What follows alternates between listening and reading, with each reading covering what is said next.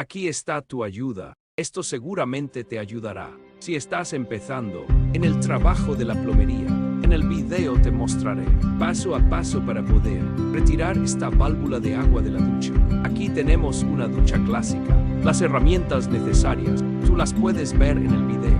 Uno de los principales problemas de las fugas de agua en estas válvulas son los sellos, ya de tanto tiempo se dañan. Pero para esto es este video, para aprender juntos a solucionar fugas de agua. Si te fue útil el video, comparte para que sea de ayuda a otros. Ahora a mirar y resolver. Corre la cinta camarógrafo.